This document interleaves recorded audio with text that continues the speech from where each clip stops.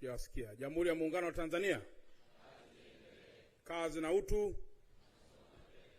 Chuo cha usafirishaji, moja ya vyuo bora katika mkoa wetu wa Dar es Salaam.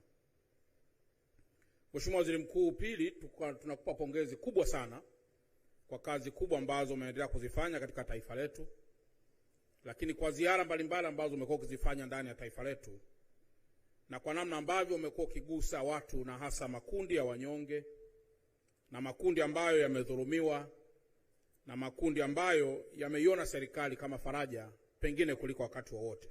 Mheshimiwa Waziri Mkuu, tunakushukuru sana. Lakini jambo jingine, Mheshimiwa Waziri Mkuu, maelekezo yako yote ambayo umekuwa ukiyatoa katika mkoa wetu, mimi pamoja na wenzangu wakiwemo mkuu wa wilaya ya Ubungo, mwenyeji wetu katika eneo hili, tumeendelea kuyatekeleza. Nafahamu kwamba moja ya mambo ambayo umeendelea kupambana nayo, moja ni kuhusiana na masuala ya huduma kwa ujumla katika mkoa wetu, ikiwa ni pamoja pia na kuendelea kuwa na solution ya kudumu katika kupunguza foleni ndani ya mkoa wetu wa Dar es Salaam.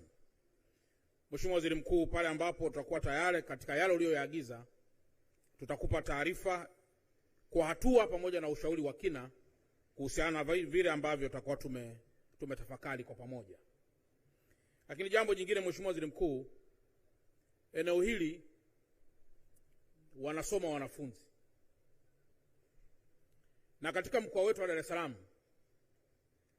na nchi nzima kwa ujumla wake, bodi ya mikopo kwa mwaka huu inalipia wanafunzi si chini ya 200,000, lakini wakiwemo pia wanafunzi ambao wako hapa NIT. Na moja ya jambo ambalo ningetamani sana Mheshimiwa Waziri Mkuu utupelekee salamu kwa Mheshimiwa Rais wa Jamhuri ya Muungano wa Tanzania ni kuhusu maboresho makubwa ya miundombinu ya elimu hapa NIT.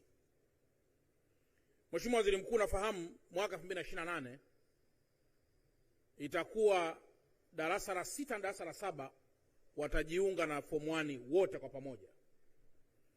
Mimi Mheshimiwa Waziri Mkuu ni moja wa hanga, wakati tunaingia chuo kikuu cha Dar es Salaam tulikutana na mfumo wa wale wanafunzi ambao tulikuwa tunakaa mwaka mzima nyumbani na wale ambao walikuwa wanaunganisha. Kwa hiyo ikawa double cohort kati ya wale ambao hawakukaa kabisa nyumbani wakaunganisha na wale ambao tulikaa mwaka mmoja nyumbani. Tukiwa tunasoma pale Nkuruma, na lecture hour ilikuwa ni moja tu. Ilikuwa ni saa moja lecture ilikuwa imekwisha. Wanafunzi nakumbuka tulikuwa tunasomea nje. Wengine wanasoma ndani, wengine nje. Alafu wakati fulani lecture nyingine inapatikana kule engineering, lecture nyingine inapatikana Yombo. Moja ni saa 5, nyingine ni saa 6.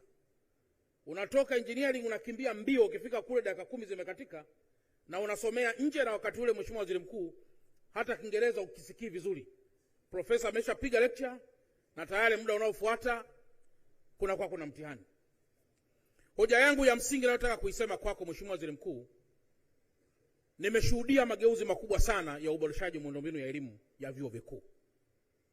Na hapa NIT kwa mfano mdogo tu, yamejengwa mabweni Mheshimiwa Waziri Mkuu kwa bilioni 13.9. Mabweni ambayo yanachukua wanafunzi zaidi ya 1,000. Hiyo tupelekee salamu kwa Mheshimiwa Rais, na ningeliomba ndugu zangu wote tupige makofi mengi kwa sababu ya uwekezaji huu mkubwa. Maana halisi ya mabweni, Mheshimiwa Waziri Mkuu, watu hawa inawezekana wasifahamu. Mimi nakumbuka wakati tunasoma hapo chuo kikuu pia, hostel ya Mabibo tulikuwa tunalala kitanda kimoja watu 4. Kitanda kimoja. Sasa unaweza kujiuliza tunalalaje, kwa sababu hata mathematically haiendi vizuri. Tulikuwa tunalala kwa zamu. Wengine wanalala saa 1 wanaamka saa 6, na wengine wanalala saa 6 wanaamka saa 12. Hawa wakiamka hawa wanasoma, hawa wanaposoma hawa wanalala.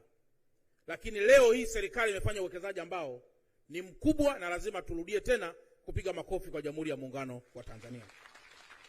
Lakini Mheshimiwa Waziri Mkuu, ndege mara nyingi tukiziona zinaruka angani, tulikuwa tunadhani watu wanaorusha ndege hizo labda wamezaliwa Ulaya au mahali pengine. Lakini leo hii Mheshimiwa Waziri Mkuu, serikali imetoa bilioni 12.5 kwa ajili ya kujenga kituo cha usafirishaji wa anga hapa NIT. Leo mataifa yote ya Afrika Mashariki wanakuja hapa kuweza pia kujifunza namna ambavyo serikali chini ya Dr. Samia Suluhu Hassan wamewekeza kwa sehemu kubwa ili wanafunzi wapate kile ambacho wanastahili. Umepita Mheshimiwa Waziri Mkuu kwenye barabara hizi, hujaona vumbi. Ni barabara ambazo zimejengwa kwa bilioni 2. Barabara za lami ambazo zimejengwa kwa bilioni 2. Na Mheshimiwa Waziri Mkuu, hizi barabara zinapojengwa, ni wakumbushe tu watu kwamba hiyo rangi nyeusi unayoiona ni bitumen ambayo tunaiagiza kutoka mataifa ya mbali. Na kilomita 1 ya barabara inaweza kutumia bitumen mapipa yasiyopungua mpaka 200. Na pipa moja linakwenda chini ya dola 250 mpaka dola 300. Sasa huu ni uwekezaji mkubwa Mheshimiwa Waziri Mkuu ambao umefanyika hapa NIT, na tupelekee salamu nyingi sana kwa Mheshimiwa Rais kwa kazi kubwa ambazo zinafanyika. Lakini zaidi pia Mheshimiwa Waziri Mkuu, zimenunuliwa ndege hapa za mafunzo. Ndege 5 kwa bilioni 15. Sasa Mheshimiwa Waziri Mkuu, ni kitendo cha ajabu na pengine kinachovutia kwamba leo moja ya chuo katika mkoa wa Dar es Salaam kinamiliki ndege. Lakini sio ndege tu, kinamiliki marubani. Lakini sio marubani tu, kinamiliki mafundi wa ndege hizo. Sasa Mheshimiwa Waziri Mkuu, tupelekee salamu kwa Mheshimiwa Rais kwamba Dar es Salaam kumechangamka, na kwa kweli tunayo kila sababu ya kuwaeleza mara kwa mara wa Tanzania kuhusu uwekezaji ambao ukiusoma hata kwenye Biblia inawezekana kama ni miracle, lakini sio miracle, that's real. Ni kitu ambacho kipo na kinaendelea kutekelezeka.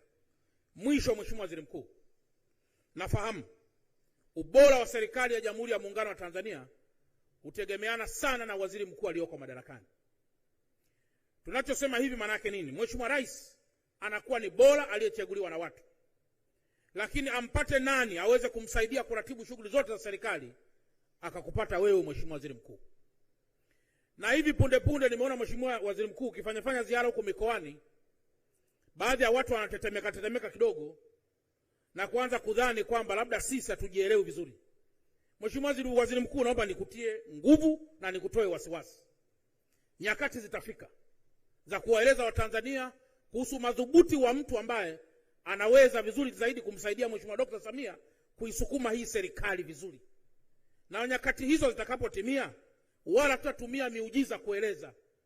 Tutatumia historia ya usimamizi wa serikali kwa Watanzania na namna ambavyo mambo yamebadilika chini ya usimamizi wenu.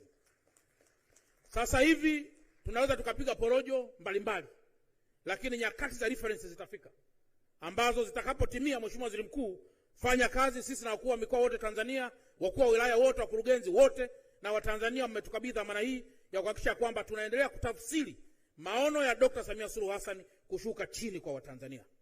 Hizi porojo za hapa katikati zingine tuachane nazo, tusonge mbele na maendeleo ya Watanzania ndio focus yetu.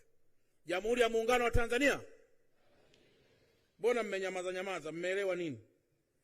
Asanteni sana.